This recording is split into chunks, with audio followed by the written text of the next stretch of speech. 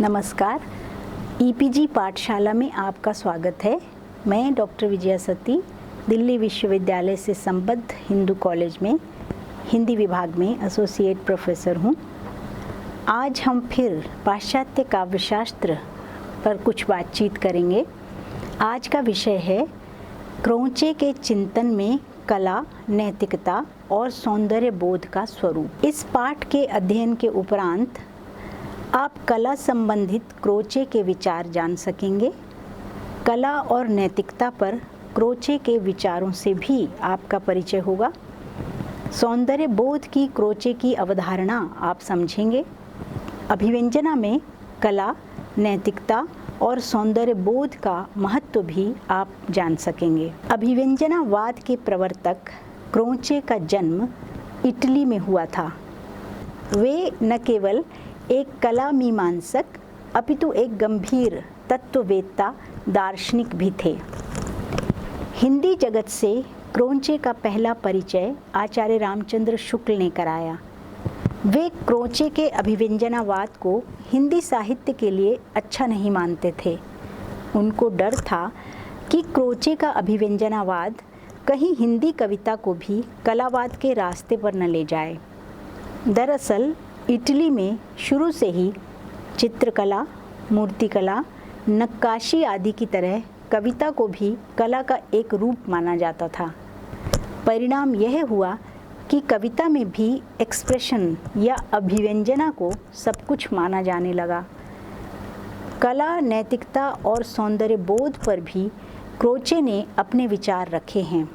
उनके इन्हीं विचारों को समझने बूझने का प्रयास यहाँ किया जाएगा। क्रोचे का जन्म 1866 में हुआ और मृत्यु 1952 में। क्रोचे से पहले 19वीं शताब्दी में कला के लिए सिद्धांत उभर चुका था। उसे दृढ़ आधार प्रदान करने में क्रोचे की महत्वपूर्ण भूमिका है। उन्होंने प्रैक्टिकल इनोसेंस ऑफ आर्ट की मान्यता प्रस्तुत की एवं कलावाद तथा स्वच्छंदतावाद को स्थापित किया। उनके लिए कला व्यावहारिक रूप से जगत निरपेक्ष, अखंड, नियमों से परे, उपदेश विहीन, सौंदर्य से पूर्ण और अंतः प्रज्ञा से निस्सृत है। कला नैतिक या अनैतिक नहीं होती, कला बस कला होती है। क्रोचे के लिए कला किसी भी नियम और नैतिकता से मुक्त अपने आप में संपूर्ण है। उसका काम समाज सुधार नहीं होता, आनंद प्रदान करना भी उसका दायित्व नहीं है। अभिव्यंजनावाद के प्रवर्तक के रूप में सामने आने वाले क्रोचे मूलतः एक आत्मवादी दार्शनिक हैं। उनका उद्देश्य साहित्य में आत्मा की अंतःसत्ता स्थापित करना था। इनसे पूर्व कांट ने मन तथा बाह्य जगत के तादात्म्य और समन्वय का प्रतिपादन करते हुए दृश्य जगत की उपेक्षा की और हीगेल ने कांट की मान्यता स्वीकार करते हुए दृश्य जगत को भी महत्व प्रदान किया। इसके विपरीत क्रोचे ने केवल मानसिक प्रक्रिया को ही महत्व दिया। उनकी दृष्टि में बाह्य उपकरण गौण साधन मात्र हैं। क्रोचे का अभिव्यंजनावाद कला के मूल तत्व की खोज का प्रयास है। कला का वास्तविक तत्व क्या है अथवा उसकी आत्मा क्या है, इस विषय पर क्रोचे ने अपना गंभीर विवेचन प्रस्तुत किया, जो सूक्ष्म भी है। क्रोचे के समस्त सौंदर्य विवेचन में आत्म तत्व प्रतिष्ठित है। यह आत्म तत्व कलाकार की चेतना है। इस आत्म तत्व को क्रोचे ने आंतरिक अभिव्यक्ति कहा है, जो इस जगत में मुख्य रूप से दो प्रकार की प्रतिक्रिया करती है। क्रोचे के अनुसार मानसिक या ज्ञान की क्रियाओं के दो भेद हैं, सैद्धांतिक और व्यावहारिक। इन्हीं को उन्होंने क्रमशः सांसारिक ज्ञान, बोध और सांसारिक क्रियाएं भी कहा है। कलाकार की मानसिक शक्ति या उसका सांसारिक बोध दो प्रकार से व्यक्त होता है। एक प्रकार सहज बोध का है, जो भावात्मक है। इसमें तर्क का आश्रय नहीं लिया जाता, अपितु हृदय की सहज गति को अंकित करने का प्रयास रहता है। इसे क्रोचे ने सहजानुभूति या अंतःप्रज्ञात्मक कहा है। इसी सहजानुभूति से कला का जन्म होता है। मानसिक बोध का दूसरा प्रकार बुद्धि प्रधान है। इसमें व्यक्ति विचार या तर्क द्वारा जगत के रहस्यों को समझता है और उनके विषय में अपनी धारणा बनाता है। इसे क्रोचे ने तर्क ज्ञान कहा है। व्यावहारिक क्रिया पक्ष के भी दो प्रकार हैं, एक आर्थिक और दूसरा नैतिक। आर्थिक का अर्थ है उपयोगिता तथा नैतिक का अर्थ है जीवन और जगत के व्यवहारों का सामाजिक दृष्टि से मूल्यांकन। इनमें सहजानुभूति क्रिया ही प्रमुख है। वही क्रोचे के कला विवेचन का आधार प्रस्तुत करती है। ये चार व्यापार हैं, पहला सहज ज्ञान, दूसरा तर्क ज्ञान, तीसरा आर्थिक और चौथा नैतिक। क्रोचे ने अपनी सर्वाधिक प्रसिद्ध पुस्तक Aesthetic as the Science of Expression and General Linguistic, जिसका प्रकाशन 1902 में हुआ था, इस पुस्तक में कला को मनुष्य के ज्ञान का केंद्र माना। उन्होंने कहा कि मनुष्य सामान्य जीवन के नियमों को कला पर लागू नहीं करता। साधारण जीवन में लगातार रुझान अंतःप्रज्ञात्मक ज्ञान के प्रति रहता है। कहा जाता है कि कुछ सत्यों को अभिव्यक्त करना असंभव है। ये न्याय वाक्यों द्वारा प्रकट नहीं किए जा सकते। इन्हें अंतःप्रज्ञात्मक तौर पर ही ग्रहण किया जा सकता है। क्रोचे की मान्यता है कि अंतःप्रज्ञा और अभिव्यंजना अखंडित हैं, अविभाज्य हैं, अतः कला भी अखंड होती है। कोई भी कलाकृति किसी कलाकार के मन में अखंड और अविभाज्य रूप में ही स्फुरित होती है। इस स्फुरण में ही वह अभिव्यंजित होती है। यह अभिव्यंजना ही कलात्मक रूप ग्रहण करती है। इस तरह कला आंतरिक रूप में घटित होती है। वह पहले कलाकार के हृदय में कौंधती है। कोई चित्रकार या मूर्तिकार किसी चित्र या मूर्ति को खंडित रूप में नहीं देखता। उसके मन में पूरा चित्र या संपूर्ण चित्र होता है। बाह्य अभिव्यंजना अवश्य ही कई चरणों में पूरी होती है। चित्रकार धीरे धीरे रंग भरकर चित्र पूरा करता है। मूर्तिकार एक एक अंश तराश कर पूरी मूर्ति तैयार करता है। किंतु कला अपने अभिव्यंजना काल में खंडित नहीं बल्कि अखंड रूप में मौजूद होती है। क्रोचे का यह भी मानना है कि कला वास्तव में अभिव्यंजना के रूप में प्रकट होती है, पर इसका अर्थ यह नहीं कि प्रत्येक अभिव्यंजना कला होगी। क्रोचे ने कला को ज्ञान की कुंजी माना। कला को ज्ञान नहीं माने जाने का उन्होंने विरोध किया। उन्होंने कहा कि आलोचकों ने कला को एक भावना के रूप में ग्रहण किया है। उन्होंने इसे सैद्धांतिक तथ्य में अस्वीकृति दी है। कलाकार अपने समाज की उपज होता है, वह वहीं से संस्कार ग्रहण करता है। लोक एवं शास्त्र उसके ज्ञान और अनुभव का आधार होते हैं। कला की अभिव्यंजना से कलाकार के हृदय में सौंदर्यपरक आनंद उपजता है। उसके आनंद आस्वादन की बाह्य अभिव्यक्ति कला को उसका रूप प्रदान करती है। इस प्रक्रिया में उक्त में से प्रथम 3 व्यापार आंतरिक रूप से घटित होते हैं। अंतिम भाग बाह्य संसार में स्वरूप पाता है। क्रोचे के अनुसार कला मुक्ति है। मनुष्य अपने संस्कारों को विस्तृत भाव से प्रस्तुत कर स्वयं मुक्ति पा लेता है। अपने संस्कारों को ठोस रूप में प्रकट कर वह स्वयं को उनसे अलग कर लेता है। कला की क्रियात्मकता के 2 महत्वपूर्ण पक्ष हैं, मुक्तिदायक एवं शुद्धिपरक। अपनी भावनाओं और संस्कारों की अभिव्यंजना कर मानव मुक्ति का आनंद पाता है। कला की सौंदर्यपरकता उसे और शुद्ध करती चलती है।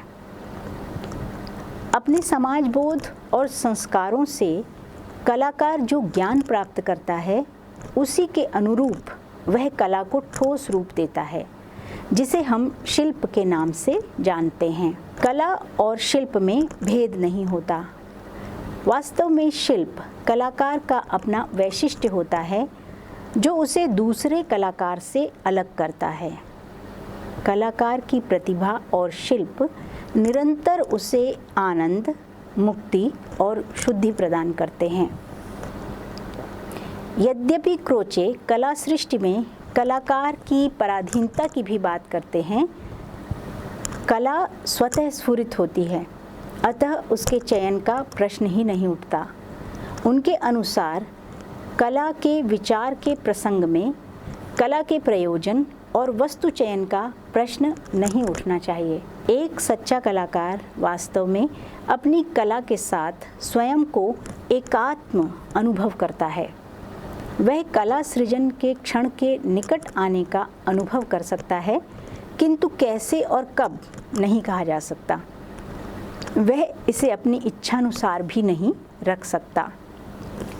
कला जब बाह्य संसार में प्रकट होकर भावक के पास पहुंचती है, तब वह भी अपनी ज्ञानेंद्रियों द्वारा उसका आस्वादन करता है।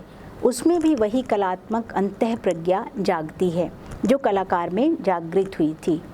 इस अंतःप्रज्ञा के जागने पर भावक भी कलाकार जैसा आनंद पाता है। भारतीय काव्यशास्त्र में इस प्रक्रिया को साधारणीकरण कहा जाता है। साधारणीकरण में सहृदय को कलाकार जैसी रसानुभूति होती है। नितांत वैयक्तिक होने के कारण कला की नैतिकता के समाज सापेक्ष होने के आग्रह का निर्वाह कठिन हो जाता है। कलाकार यद्यपि अपने प्रभाव और संस्कार समाज से ग्रहण करता है, फिर भी कला की उत्पत्ति वैयक्तिक हो जाती है, क्योंकि उसके बाह्य अभिव्यंजना और उसका रूप कलाकार का निजी मामला बन जाता है। कला अंततः आत्मनिष्ठ वस्तु के रूप में सामने आती है। नैतिकता के संबंध में क्रोचे का मानना है, चूंकि मनुष्यों के बहुलांश में एक सक्रिय नैतिक आत्म पाया जाता है और इसकी संपूर्ण अनुपस्थिति एक दुर्लभ और संभवतः अविद्यमान दुष्टता है, अतः यह माना जा सकता है कि जीवन में आर्थिक सक्रियता में नैतिकता भी समाहित रहती है। क्रोचे उपयोगितावादियों की आलोचना करते हैं। उपयोगितावादियों की दृष्टि में नैतिकता बाहर की वस्तु है, जबकि क्रोचे नैतिकता को आंतरिक तत्व मानते हैं। व्यावहारिक जीवन में सौंदर्य परक अंतःप्रज्ञा घटना या प्रकृति से परिचित होती है तथा दार्शनिक अंतःप्रज्ञा परासत्ता या आत्म में संबद्ध है। इनके साथ नैतिक क्रिया सच्चे आत्म की आकांक्षा और स्वरूप के रूप में पहचानी जानी चाहिए। सौंदर्य, नैतिकता एवं तर्क भाव को सुंदर, नैतिक एवं बौद्धिक रंगों में प्रकट करने के माध्यम हैं। भाव को श्रेणियों में विभाजित न कर उसका अध्ययन करना अधिक श्रेयस्कर है। थियरी ऑफ प्ले के अंतर्गत क्रोचे ने सौंदर्य परक सुखवाद की चर्चा की है। उन्होंने कहा कि खेल या क्रीड़ा की धारणा अभिव्यंजित तथ्य को समझने में कभी-कभी सहायक होती है। मनुष्य जब स्वयं को प्राकृतिक एवं मशीनी दुर्घटनाओं से मुक्त कर आध्यात्मिक धरातल पर सक्रिय होता है, तब उसकी प्रथम क्रीड़ा कला है। इसमें सौंदर्य क्रीड़ा का निर्मित अंश है, किंतु क्रीड़ा के उद्देश्य से नैतिकता का संचार नहीं किया जा सकता। क्रीड़ा स्थल पर इसे उत्पन्न नहीं किया जा सकता, बल्कि यह क्रीड़ा को प्रभावित और नियंत्रित करने वाली है। सौंदर्य शास्त्रीय सुखवाद और नैतिक शास्त्र के अंतर्गत क्रोचे कहते हैं कि कला को सुखवाद के रूप में रखा गया है, किंतु दार्शनिक इसे पूर्णतः स्वीकार नहीं करते। वे एक या एकाधिक आध्यात्मिक मूल्य या मूल्यों, सत्य अथवा नैतिकता को उसमें जोड़ देते हैं। क्रोचे आत्मवादी दार्शनिक हैं। उनकी सौंदर्य विवेचना में आत्मवाद प्रतिष्ठित है। अपनी प्रसिद्ध पुस्तक Aesthetic as Science of Expression and General Linguistic में उन्होंने एस्थेटिक शब्द पर विचार किया। एस्थेटिक शब्द ग्रीक शब्द आइस्थेसिस या आइस्थेटिक्रोस से निष्पन्न है, जिसका सामान्य अर्थ है इंद्रिय प्रत्यक्ष अथवा इंद्रियों द्वारा ग्रहण किया गया ज्ञान। किंतु क्रोचे द्वारा इस शब्द के व्यवहार के पश्चात यह सौंदर्यात्मक ज्ञान के लिए रूढ़ हो गया, जिसका हिंदी अनुवाद सौंदर्य शास्त्र मान्य हुआ। अपनी पुस्तक एस्थेटिक के प्रथम भाग में क्रोचे ने सौंदर्य शास्त्र का सैद्धांतिक विश्लेषण किया है। द्वितीय भाग में उसका इतिहास निरूपित किया है। क्रोचे ने सौंदर्यवादी दृष्टिकोण से साहित्य, कला और शिल्प की विवेचना की है। सौंदर्य की अंतर्वस्तु और रूप पर विचार करते हुए क्रोचे कहते हैं, वस्तु और रूप का संबंध अथवा अंतर्वस्तु और रूप का संबंध, जो कि सामान्यतः कहा जाता है, सौंदर्य शास्त्र के सबसे विवादास्पद प्रश्नों में से एक है। क्या सौंदर्य केवल अंतर्वस्तु में है अथवा केवल रूप में है या दोनों में है? कला पर विचार करते समय सौंदर्य की चर्चा आवश्यक हो उठती है, क्योंकि किसी भी वस्तु, व्यक्ति, स्थान या कृति की कलात्मकता के साथ सौंदर्य आंतरिक तत्व है। उसका आस्वादन एक बड़ी सीमा तक सौंदर्य के आस्वादन से आबद्ध है। इसलिए क्रोचे कला को केवल अंतर्वस्तु मानने के सिद्धांत को अस्वीकार करते हैं। उनका मानना है कि सौंदर्य शास्त्रीय तत्वों में सौंदर्यात्मक क्रियाएं प्रभाव से न केवल मिलती हैं, बल्कि इससे स्थापित और विकसित भी होती हैं। प्रभाव अभिव्यंजना में पुनः उभर कर सामने आता है, ठीक वैसे ही जैसे पानी छाने जाने पर पुनः पानी ही रहता है, यद्यपि उसमें अंतर आ जाता है। अतः सौंदर्यात्मकता केवल रूप है, रूप के अतिरिक्त कुछ नहीं। क्रोचे कहते हैं, सभी संस्कार सौंदर्यात्मक अभिव्यंजना और निर्माण में सम्मिलित हो सकते हैं, पर इनमें से कोई भी ऐसा करने को बाध्य नहीं है। क्रोचे की धारणा है कि शुद्ध सौंदर्य से ही कला का निर्माण हुआ है। इसे सुखवाद और शिक्षा शास्त्रीय सौंदर्य शास्त्र के विरुद्ध खड़ा किया जाता है। कला को केवल ऐन्द्रिक सुख तक सीमित नहीं किया जाना चाहिए। यह आत्मा की गहरी और ऐसी रहस्यात्मक अनुभूति हो सकती है जिससे यह जगत अपरिचित है। किसी कला की सार्थकता उसकी अभिव्यंजना में है और उसका सौंदर्य भी। सौंदर्य का कोई मानदंड नहीं होता। सौंदर्य के स्तर की भिन्नता को मापा नहीं जा सकता, जबकि कुरूपता के स्तर को मापा जा सकता है। तनिक कुरूप और अत्यधिक कुरूप में अंतर है। यदि कोई संपूर्णतः कुरूप है तो यह सुंदरता रहित होना है। ऐसा होते ही कोई कुरूप नहीं रहेगा, क्योंकि इसके अस्तित्व का आधार अंतर्विरोध ही यदि समाप्त हो गया तो इसका अस्तित्व यानी कुरूपता भी समाप्त हो जाएगी। क्रोचे संप्रत्ययों एवं सौंदर्य शास्त्रीय संप्रत्ययों पर भी विचार करते हैं। वे मंतव्य देते हैं कि सौंदर्य शास्त्रीय तत्वों में सांसारिक घटनाओं और पदार्थों का समावेश कलाकार करता है। कई बार यह आकस्मिक होता है और कई बार यह प्रक्रिया में निबद्ध होता है। क्रोचे के लिए कला में सौंदर्य की प्रधानता अत्यंत महत्वपूर्ण है। उनके अभिव्यंजनावाद की प्रस्तुति जिस Aesthetic as Science of Expression and General Linguistic नामक ग्रंथ में हुई है, उसमें एस्थेटिक अर्थात सौंदर्य शास्त्र संबंधी मीमांसा ही प्रमुख है। कह सकते हैं कि क्रोचे के कला दर्शन की आधार भूमि सौंदर्य है। वे उन आलोचकों से तत्वतः भिन्न हैं जो कला को खंडशः विश्लेषित करते हैं। क्रोचे समुचित सौंदर्य के समर्थक हैं जो कला में संपूर्णतः रहता है, उसके किसी खंड में नहीं। उनकी अभिव्यंजना का मूल्य सौंदर्य बोध है, केवल सौंदर्य। वे कलात्मक, बौद्धिक, आर्थिक एवं नैतिक मूल्यों अथवा मूल्यहीनता को जिन पदबंधों से उपस्थित करते हैं उनमें सबसे महत्वपूर्ण है सुंदर। केवल सफल अभिव्यंजना ही नहीं बल्कि वैज्ञानिक सत्य में भी सुंदरता महत्वपूर्ण है।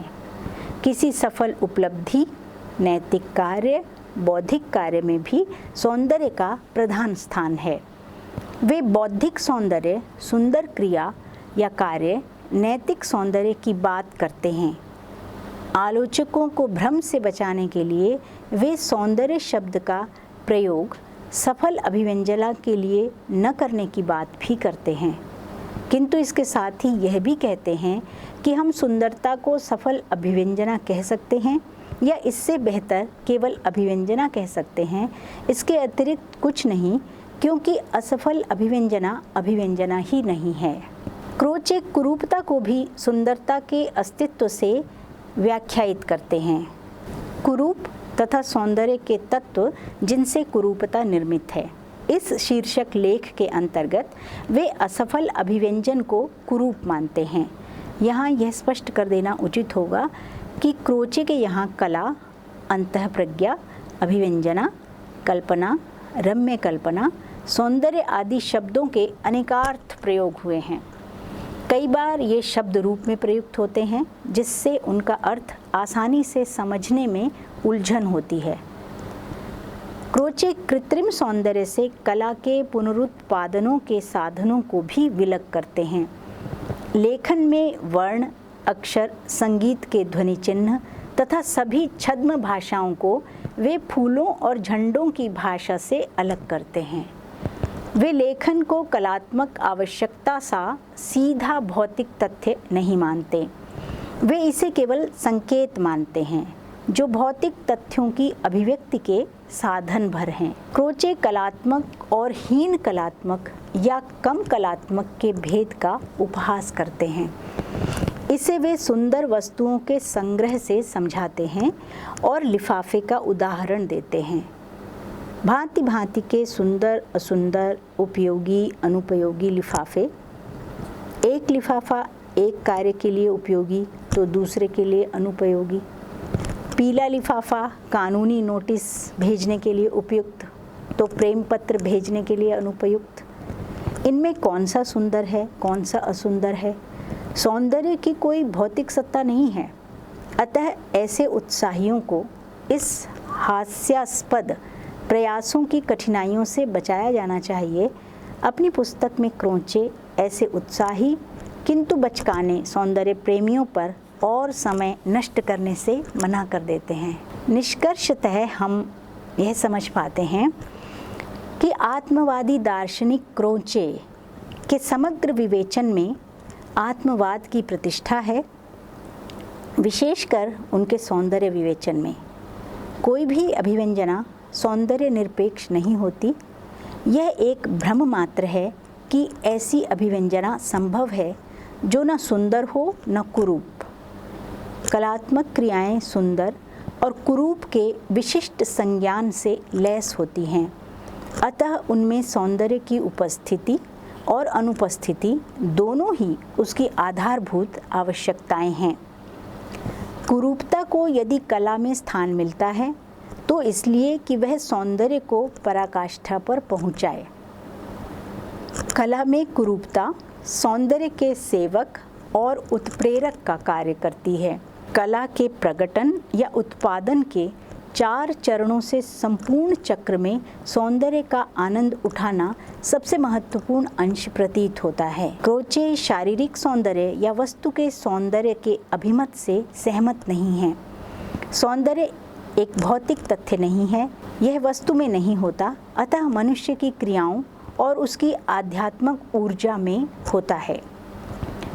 क्रोचे प्राकृतिक सौंदर्य और कृत्रिम सौंदर्य की चर्चा करते हुए प्रकृति को सुंदर मानते हैं।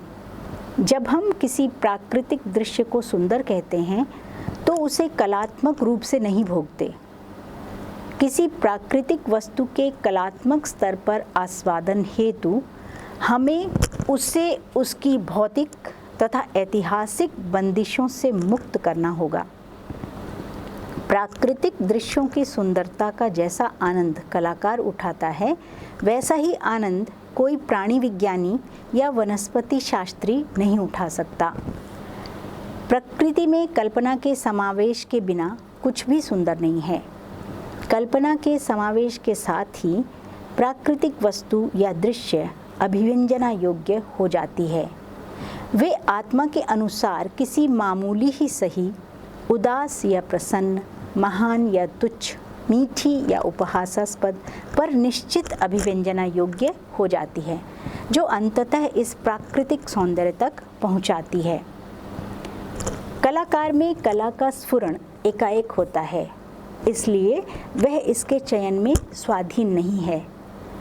कला के स्फुरण के साथ ही उसकी अभिव्यंजना भी हो जाती है। इस अभिव्यंजना से चयन का ही नहीं, सौंदर्यात्मक बोध का प्रश्न भी जुड़ा हुआ है। क्रोचे इस बोध की समस्या को संस्कार और अभिव्यंजना तथा रूप को अंतर्वस्तु से विशिष्ट रूप में न देखे जाने से जोड़ते हैं। क्रोचे कला की वैयक्तिकता की बात करते हैं। कला संपूर्णतः कलाकार की निजी अंतःप्रज्ञा और अभिव्यंजन पर निर्भर करती है। कलाकार ही उसे बाह्य और ठोस रूप प्रदान करता है। परिणामतः क्रोचे कला के लिए सिद्धांत के समर्थक के रूप में सामने आते हैं। क्रोचे द्वारा कला को सभी प्रकार की नैतिकताओं से सर्वथा मुक्त या निरपेक्ष माने जाने की बृहत आलोचना हुई है। कला सामाजिक उत्पादन के रूप में देखे जाने पर उसकी उपयोगिता भी काम्य है। इस सब की अनुपस्थिति में कला मूल्यों का निर्धारण अपेक्षाकृत कठिन कार्य हो जाएगा।